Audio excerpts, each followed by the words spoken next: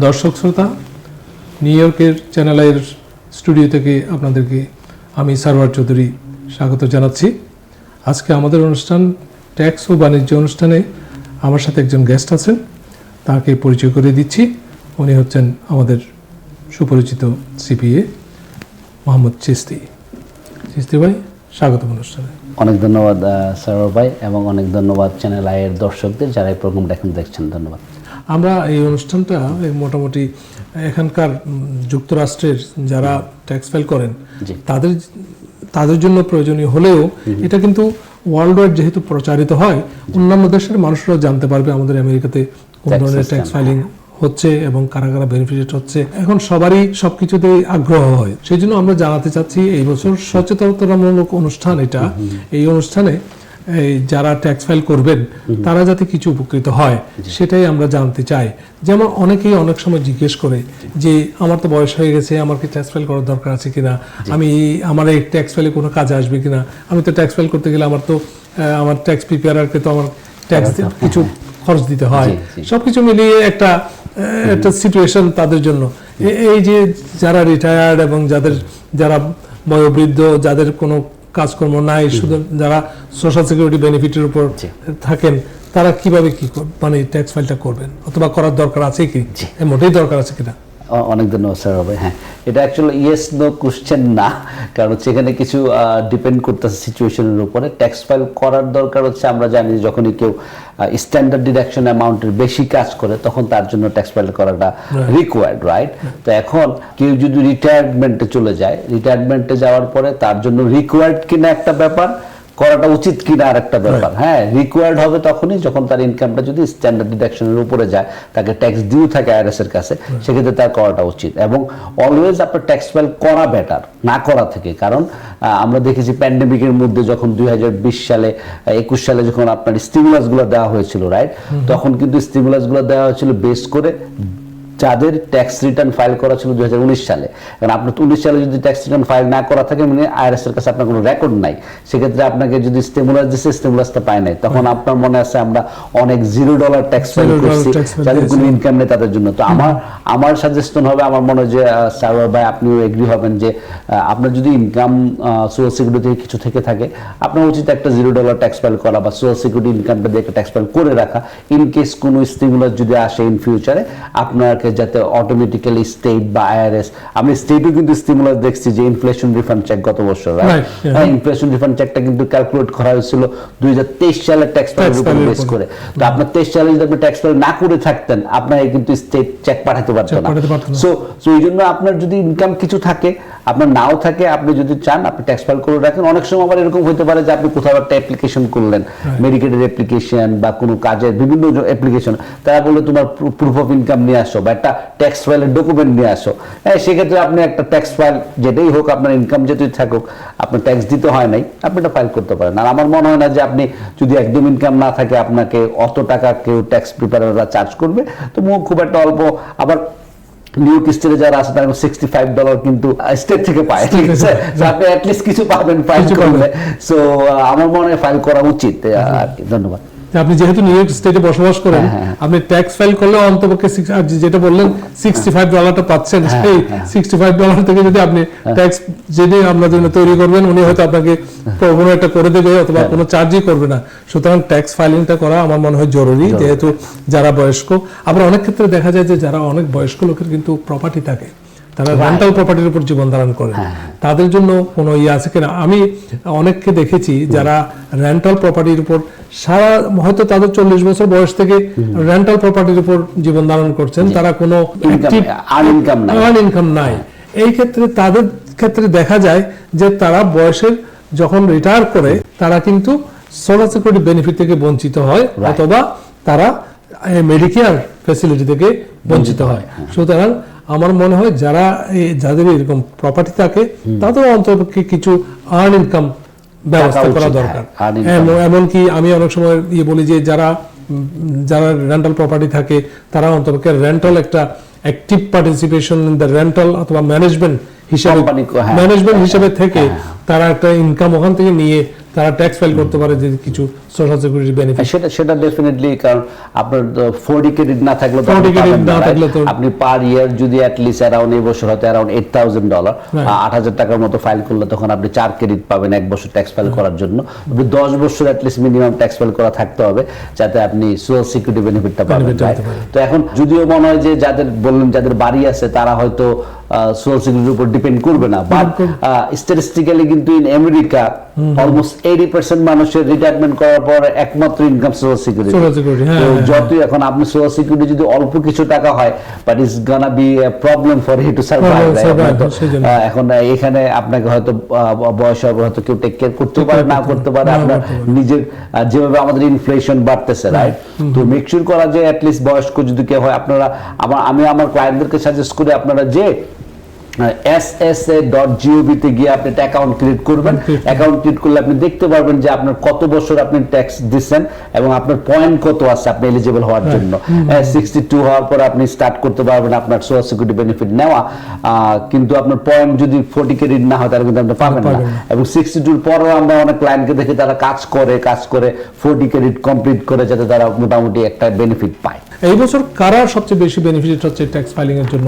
নতুন আঙ্গিকে অথবা নতুন আঙ্গিক বলতে যেটা বোঝাচ্ছে, আমরা হয়তো জানি যে বিগ ওবামা যে আমাদের বিউটিফুল বিল যেটা, তার মাধ্যমে কি কি বেনিফিট যেটা হচ্ছে যে আমরা এই বছর আইআরএস বলছে যে এই বছর নাকি অনেক রিফান্ড একটু বেশি হবে। হ্যাঁ, অনেক ধন্যবাদ। আচ্ছা, আমি এখানে আরেকটু ছোট্ট করে একটা কথা বলতে, যে আপনি একটু আগে বলছিলেন যে সারা পৃথিবীর মানুষজন আমাদের প্রোগ্রামটা দেখছে, রাইট? এবং দেখবে বিভিন্ন জায়গা থেকে, আমরা নিউ ইয়র্কে বা আমেরিকার ট্যাক্স সম্বন্ধে। আজকে আমি একটা ক্লায়েন্টের ট্যাক্স ফাইল করতেছিলাম, তো উনি আমার ব্রঙ্কস অফিসে আসছে, তো উনি আমাকে বলতেছে, চিস্তি ভাই আমি কিন্তু সব নিয়ম কানুন জানি, আমি সবসময় আপনাকে টিভিতে দেখি, আমি বাংলাদেশে থাকার থেকে আমি টিভিতে দেখি, যখন ভিসা ইন্টারভিউ দিছি তখন থেকে সে আমাকে 2022 সাল থেকে দেখে, ফলো করে এবং সব নিয়ম কানুন ক্রেডিট সম্বন্ধে জানে। সে আমেরিকায় আসছে 2024 সালে। তো আমাদের নিউ ইয়র্কে যারা আছে তারাই আমাদের প্রোগ্রামগুলো দেখে, ওরকম না বাংলাদেশ থেকে যাদের ফ্যামিলি আছে আমেরিকাতে অথবা যারা আমেরিকা আসার একটা সম্ভাবনা আছে, তারা কিন্তু আমাদের প্রোগ্রামগুলো দেখে এবং তারা ইউএস এর ট্যাক্স সিস্টেম সম্বন্ধে আগে থেকে একটু এডুকেটেড হয়ে আমেরিকা আসে, এবং এটা ভালো জিনিস হয়ে আসে। এখন আমাদের দেশের ট্যাক্স সিস্টেমটা আমেরিকার ট্যাক্স সিস্টেমটা কিন্তু এক্স্যাক্টলি একরকম না। তো এখানে অনেকটা ডিফারেন্ট আছে কিভাবে ট্যাক্স দিতে হয়, এবং এখানে কিন্তু ট্যাক্স দেওয়ার থেকে অনেক সময় আপনি কিন্তু গভর্নমেন্ট থেকে সাপোর্টও পান। তো অনেকে এসে আমাদের কোশ্চেন করে, ভাই আমি তো আসলাম মাত্র, আমি তো কোনো ট্যাক্স দেইনি, আমি টাকা পাইলাম, তার মানে কি? ঠিক আছে, মানে এখানে আপনার যদি ইনকাম যদি লো হয় অথবা আপনার যদি ইনকাম যদি প্রপার্টি লাইনের নিচে হয়, তখন আপনি যদি একটু কাজ করেন, গভর্নমেন্ট আপনাকে সাপোর্ট করে যে ঠিক আছে আপনার বাচ্চার জন্য child tax credit, earn income tax credit, যে আপনি ট্রাই করছেন আর্ন করার জন্য আপনার ক্রেডিট দেয়, সেটার জন্য আপনি সারা বছর যাতে আপনি একটা মিনিমাম লাইফ স্ট্যান্ডার্ড মেইনটেইন করতে পারেন। ইটস রিয়েলি গুড জিনিস। যাই হোক, অনেকে যারা আমাদের এখানকার আছে তারা মোটামুটি অনেকেই ইউজ টু যে আর্ন ইনকাম ট্যাক্স ক্রেডিটটা কি বা কিভাবে রিফান্ড পায়। যাদের 2-3টা বাচ্চা আছে তারা তো মনে করেন যে একটা মডারেট ইনকাম যদি করে, তারা তো আমার 15-16,000 $20,000 পর্যন্ত রিফান্ড পেয়ে যায়। সুতরাং এই 15-16,000 $20,000 মধ্যে তাদের মোটামুটি 5-6 মাসের তো খরচ হয়ে যায়, ভাড়াটা হয়ে যায়। আচ্ছা, যাক, এখন আমরা আপনার কোশ্চেনে আসি যে এই বছর ট্যাক্স ফাইলে যেটা বলতেছে যে হাইয়েস্ট ট্যাক্স রিফান্ডের ইয়ার, কারা বেনিফিটটা বেশি পাবে, রাইট? তো বিভিন্ন আপনার স্ট্যাটিস্টিক্স এবং আপনার আইআরএস এর স্ট্যাটিস্টিক্স অনুসারে বলা যাচ্ছে যে যাদের ইনকাম রেঞ্জ 50,000 থেকে 150,000 এর মধ্যে, তারা সবচেয়ে বেশি বেনিফিটটা পাবে এই বছর। মিডল ইনকাম হাউস হোল্ড যারা আছে মেইনলি 50 থেকে 150,000 পর্যন্ত, তারা বেশি বেনিফিট পাবে, এবং ফ্যামিলিজ উইথ চিলড্রেন তারা বেনিফিট পাবে। যেরকম চাইল্ড ট্যাক্স ক্রেডিট যেটা গত বছর ছিল, এটা এক বছর বাড়ায় করা হয়েছে $2,200 পর্যন্ত। তো আপনার পার চাইল্ড $2,200 পর্যন্ত আপনি চাইল্ড ট্যাক্স ক্রেডিট পাচ্ছেন, এবং আর্ন ইনকাম ট্যাক্স ক্রেডিটটা এবার বাড়ছে $8,000 পর্যন্ত, 3 বা তার বেশি যদি আপনার অধিক বাচ্চা থাকে। আর সিনিয়র সিটিজেন যারা 65+ এজ যাদের আছে, তো ওনাদের একটা এডিশনাল স্ট্যান্ডার্ড ডিডাকশন দেওয়া হচ্ছে $6,000 per person. Married filing joint হইলে আপনি $12,000 standard deduction, tax free standard ডিডাকশনটা হচ্ছে এই বছর $31,000 পর্যন্ত স্ট্যান্ডার্ড ডিডাকশন। আপনার বেসিক্যালি আপনার ইনকাম যেটা আপনি করতেছেন 31,000 পর্যন্ত আপনার কোনো ফেডারেল ট্যাক্স দিতে হচ্ছে না। তো $31,000 সাথে কেউ যদি 65 ইয়ার্স এর বেশি হয়, তাহলে আরো $12,000, আরো 6,000 পাবে এর জন্য। মেরিট ফাইলিং জয়েন হলে আরো $12,000। বেসিক্যালি আপনার 31 + 12 আপনার $43,000 পর্যন্ত ইনকাম হলে আপনার কোনো ট্যাক্সই নাই। তো একটা খুবই একটা বড় সুযোগ ট্রাম্প এটা দিচ্ছে তার বিগ বিউটিফুল বিল অ্যাক্টের মাধ্যমে। নেক্সট এটা হচ্ছে আমরা জানি আমাদের অনেক লোকজনই আসলে ওভারটাইম করে কাজে, 40 আওয়ার্সের বেশি যারা কাজ করে ওভারটাইম ইনকাম আর্ন করেন, এবং যারা সার্ভিস এমপ্লয়ি আছে যারা হোটেল রেস্টুরেন্ট ইন্ডাস্ট্রিতে কাজ করেন এবং অন্যান্য ক্ষেত্রেও হতে পারে, যারা উবার লিফট চালায় তারাও একটা টিপস পাইতে পারে। তো টিপস $25,000 পর্যন্ত tax free merit filing jointly হইলে, এবং আপনার ওভারটাইম আপ টু $25,000 পর্যন্ত ট্যাক্স ফ্রি। তবে এখানে একটা জিনিস বলে রাখি, আপনি যখনই ট্যাক্স ফাইল করতে যাবেন এবার মেক শিওর করবেন যে আপনি আপনার অ্যাকাউন্টেন্টের কাছে আপনার লাস্ট পে স্ট্যাপটা নিয়ে যাবেন, কারণ আমরা জানি বিগ বিউটিফুল বিল পাস হয়েছে মিডল অফ দ্য ইয়ার গত বছর। তো আইআরএস যদিও ল পাস হয়েছে, আইআরএস কিন্তু আপনার ল অনুসারে এটা রেট্রোঅ্যাক্টিভলি এফেক্টিভ জানুয়ারি 1 তারিখ থেকে, কিন্তু আইআরএস বলছে যে এই বছর যেহেতু এটা middle of the year pass হয়েছে, এমপ্লয়ারদেরকে তোমাদের W2 ফর্মগুলো আপডেট করার দরকার নাই। কিন্তু এখন আপনি যে ওভারটাইম করছেন এই অ্যামাউন্টটা কিন্তু অনেক W2 তে দেয়া থাকবে না, এবং অনেক বড় বড় কোম্পানি যেগুলো আছে মিড সাইজ তারা অনেকে এটা অ্যাডজাস্ট করছে already, but majority of the employer তারা W2 তে আপনার ওভারটাইমের কথা বলতেছে না। তো আপনার যে কত টাকা ওভারটাইম করছেন সেটা জানার জন্য আপনার লাস্ট পে স্ট্যাপটা ট্যাক্স ফাইল করার সময় আপনার সাথে নিয়ে যাবেন, যাতে আপনার অ্যাকাউন্টেন্ট প্রপারলি এটা ডিডাক্ট করতে পারতেন। আরেকটা জটিলতা তৈরি হবে সারা ভাই, যে অনেকেই দেখা গেল যে ফুল ওভারটাইমটা কিন্তু ডিডাক্টেবল না, আপনার 1/3 of the overtime deductible. Technically 1/3, আমি 1/3 যদি বলি হয়তো কিছু কিছু ক্ষেত্রে এটা রং হইতে পারে, কারণ অনেক কোম্পানি আছে খুব কম যদিও আপনাকে ডাবল দেয় ওভারটাইম। হ্যাঁ, আপনাকে যদি majority of the company USA তে আপনাকে ওভারটাইম দেওয়া হচ্ছে 1.5।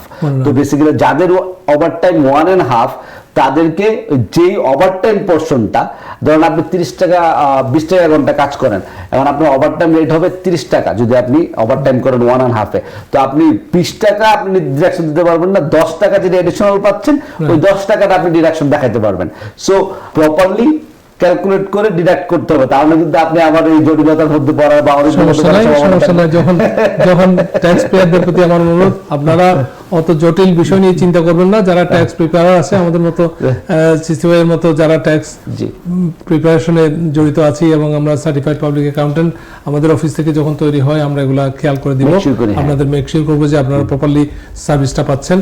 আর একটা জিনিস যেটা এটা হচ্ছে একটা একটু এক ধরনের ইনফরমেশনের মতো, অনেকেই এখন মনে করেন যে বাংলাদেশ থেকে এসছে, বাংলাদেশ থেকে আসার পরে এখন হলো কি ও বললো যে আমি তো গত বছর এসেছি, আমার বউ বাচ্চা এসছে জুলাই মাসে, এখন কি হবে, এই জিনিসটা কি হবে, এখন তাদেরকে কি আমরা কি করতে পারবো, তাদের বেনিফিটটা কেমনে পাবো, কি পাবো, কিভাবে বেনিফিট পাবো?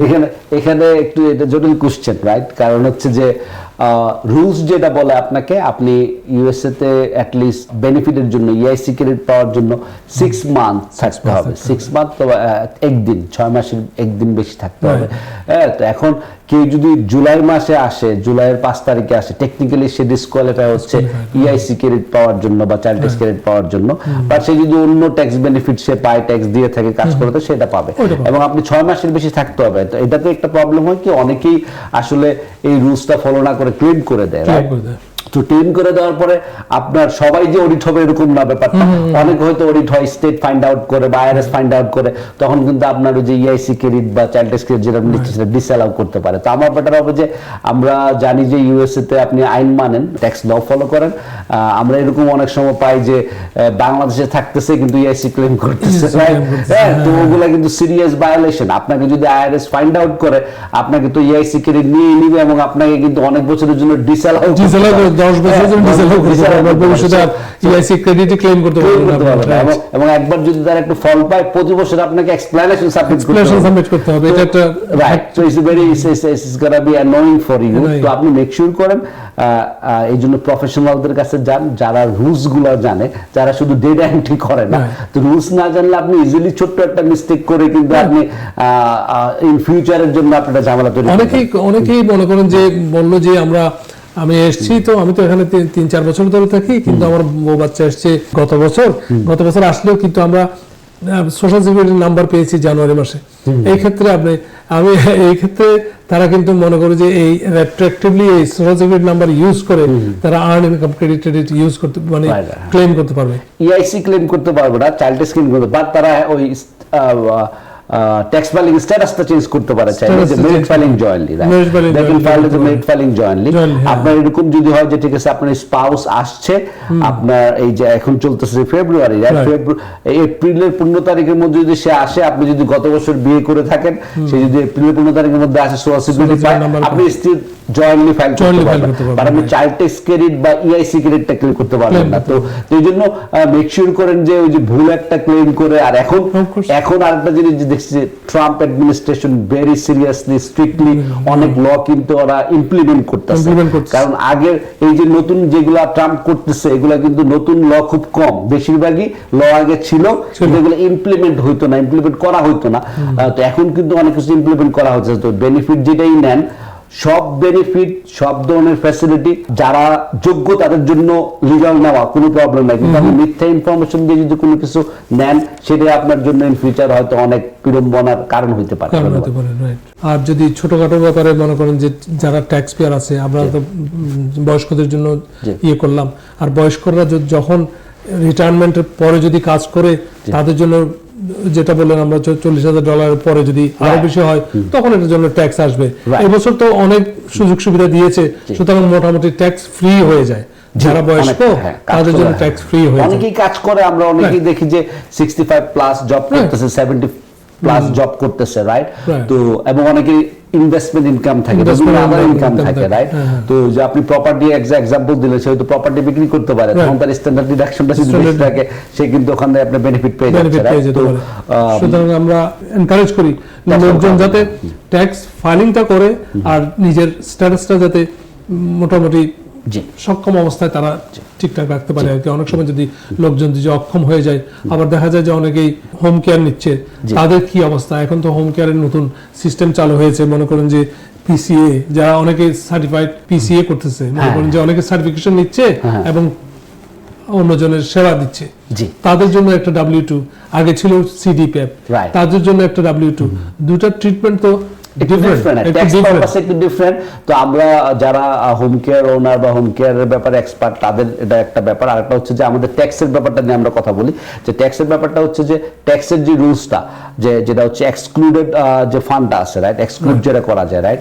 তো এক্সক্লুডেড ইনকাম যেটা, তো সেটা হচ্ছে মেইন রিকোয়ারমেন্ট হচ্ছে তাকে ডিফিকাল্টি ইন কেয়ার পেমেন্টের জন্য কেয়ার রেসিপিয়েন্ট, কেয়ার গিভার একই বাসায় থাকতে হবে। তো এখন CDPF program is the only program যেখানে আপনার কেয়ার রেসিপিয়েন্ট এন্ড কেয়ার আপনার গিভার একই বাসায় থাকতে পারবে, আত্মীয় স্বজনরা সবাইটা দিতে পারবে। এখন টেকনিক্যালি যেহেতু একই বাসায় থাকাটা রুলস, আপনি অন্য কোনো প্রোগ্রামে গেলে সিডিপিএফ ছাড়া আপনি কিন্তু ট্যাক্স এক্সক্লুডেবল হচ্ছে না। তো আমাদের যে জটিলতাটা তৈরি হয়েছে এবার ট্যাক্স ফাইলের মধ্যে, গত বছর আমরা জানি ট্যাক্স ফাইল মার্চের পর থেকে, এপ্রিল থেকে সিডিপিএফ প্রোগ্রামটা চলে গেছে একটা এজেন্সির কাছে, পিপিএল এর কাছে।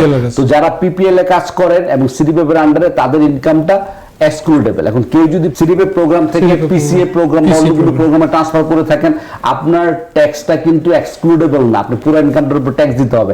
তো অনেকেই কিন্তু ট্যাক্স ফাইল করতে এসে সারপ্রাইজ হচ্ছে, ভাই আমি তো গত বছর $10,000 ফেরত পেলাম, এবার 2,000 দিতে হচ্ছে, হোয়াটস গোয়িং অন? তো তার মানে আপনি হয়তো আপনি একটু অ্যানালাইসিস না করে আপনি প্রোগ্রামটা চেঞ্জ করছেন, এবং আপনি আপনার প্যারেন্টসকে টেক কেয়ার করার কথা আপনি হয়তো অন্য কারণে টেক কেয়ার করতেছেন, যারা আপনার একই বাসায় একই রেসিডেন্সে থাকতেছেন না। আমরা হতে পারে যে অনেক আমাদের যে হোম কেয়ার সার্ভিস কোম্পানি যেগুলো আছে, অনেকের কাছে হয়তো সিডিপিএফ না এসে যায়, তারা হয়তো তাদেরকে বলছে যে আপনি অন্যভাবে পিসিএতে কনভার্ট করে করতে পারেন। এখন তো ওটা যে ট্যাক্স ইমপ্লিকেশন, সেটা যারা ট্যাক্স পেয়ার তারা মনে করছে আমি তো হোম কেয়ার করি এবং অনেকদিন ধরে তো হোম কেয়ার করে আসছি, এবং আমরা যে ইনকামটা করি এটা তো মাইনাস, এটা ট্যাক্স দিতে হতো না, এখন নতুন করে হচ্ছে কেন? এখন নতুন করে হচ্ছে যে আসলে এটা একটা রেগুলার জবের মতো হয়ে গেছে, সেই জন্য আর কি। সুতরাং যারা হোম কেয়ার করেন তারা ট্যাক্স ফাইলিং এর সময় আশ্চর্য হবেন না, অনেক সময় আপনাদের ট্যাক্স হয়তো দিতে হতে পারে নতুন প্রোগ্রামের আওতায়। আর সিডিপিএফ যেহেতু নাই, অথবা থাকলেও অনেক বিশেষ কোম্পানি হয়তো সিডিপিএফ প্রোভাইড করতেছে, সুতরাং এই ব্যাপারে আপনাদের একটু সচেতন হতে হবে আর কি। যাই হোক, এখন আর এই সমস্ত ব্যাপারে আর আপনার কি আরেকটা জিনিস আমি অ্যাড করি, হোম কেয়ারে যারা জব করেন, আপনারা যারা সিডিপে প্রোগ্রামে পিপিএল এ গেছেন গত বছর, পিপিএল এ কিন্তু আপনারা গেছেন এপ্রিল মাস থেকে। হ্যাঁ, অনেকেই ট্যাক্স ফাইল করতে আসতেছেন শুধু পিপিএল এর ডব্লিউ2 নিয়ে আসতেছেন, আপনারা ভুলে গেছেন যে আগে 3 মাস একটা এজেন্সির সাথে আপনারা কাজ করছেন। তো মেক শিওর করবেন যে এজেন্সির সাথে আপনারা পিপিএল এ যাওয়ার আগে কাজ করেছেন ওই এজেন্সি থেকে আপনারা ডব্লিউ2টা নিয়ে আসতে হবে। এখন আরেকটা জটিলতা তৈরি হয়েছে যে অনেক এজেন্সি, আমরা জানি যে 600+ এজেন্সি ছিল যাদের কাছ থেকে প্রোগ্রামটা চলে গেছে একটা এজেন্সির কাছে। তো অনেক এজেন্সি বন্ধ হয়ে গেছে, যাদের লেকচার ছিল না, যাদের পিসিএস সার্ভিস ছিল না। তো এখন অনেক এজেন্সি তাদেরকে ডব্লিউ2 পাঠায় নাই, অথবা ওই কোম্পানিগুলো বন্ধ, তাদের ব্রাঞ্চ বন্ধ, তাদেরকে যে খুঁজে পাচ্ছে না। তো মেক শিওর করেন আপনারা যেভাবে পারেন কালেক্ট করার। যদি একান্তই কালেক্ট না করতে পারেন, লাস্ট যে আপনার সলিউশন হবে আইআরএস এর সাথে যোগাযোগ করা, আইআরএস এর কল করা যে আমি 3 মাসে একটা কোম্পানির নামে কাজ করতাম, এই কোম্পানির ইআইএন নাম্বার, তো এই কোম্পানি আমাকে ডব্লিউ2 দিচ্ছে না। তখন আইআরএস হয়তো আপনাকে একটা অল্টারনেট ডব্লিউ2 দেওয়ার বা ওই কোম্পানির সাথে যোগাযোগ করে ডব্লিউ2 আনি দেওয়ার ব্যবস্থা করবে। আপনি যদি ওই 3 মাসের ডব্লিউ2 না ফাইল করেন, ওই কোম্পানি বন্ধ হওয়ার আগে বা কোম্পানি বন্ধ করার আগে যদি আপনার জন্য ডব্লিউ2 ইস্যু করে থেকে থাকে, তাহলে কিন্তু আইআরএস এর রেকর্ডের সাথে আপনার ইনকাম মিলবে না, তখন আপনি অডিটের মধ্যে পড়বেন এবং আপনার রিফান্ডটা অনেক ডিলে হওয়ার সম্ভাবনা থাকবে। সুতরাং আমাদের অনুষ্ঠান প্রায় শেষের দিকে। আবার যেহেতু আপনি বললেন যে এই বছর ট্যাক্স রিফান্ডটা একটু বেশি হবে, তার মানে আপনি কি ধারণা করতে পারতেছেন যে গোল্ডের দাম জ্যাকসন হাইটে বেড়ে যাবে? It's a good question. So a lot of my client যখন ট্যাক্স ফাইল করতে আসে, ওয়াইফে গোল্ডের দোকানে রাখতে আসে। So গোল্ডের দাম মনে হয় এমনিতেই তো যে বাড়ছে আরো বেড়ে যাওয়ার সম্ভাবনা আছে, কারণ রিফান্ড অনেকেই বেশি মোটামুটি রিফান্ড পাচ্ছে। তো অনেক সময় আমরা দেখি যে ওয়াইফরা আসলে আগে থেকে এক্সাইটেড হয়ে থাকে। ইনশাআল্লাহ আমি মনে করি এবার বেশি বেশি রিফান্ড আসুক, সবাই ঈদের আনন্দ যাতে আমরা একসাথে ভালো করে উপভোগ করতে পারি, যাতে লো ইনকাম তারাও যাতে এই যে ট্যাক্স রিফান্ডের টাকা দিয়ে গোল্ড এবং ঈদের আনন্দটা আরো বড় করে উদযাপন করতে পারে, সেই আশা ব্যক্ত করে আজকের অনুষ্ঠান এখানেই বিদায় নিচ্ছি। সবাইকে আমার ধন্যবাদ জানিয়ে আজকে এই অনুষ্ঠানটা এখানেই শেষ করছি।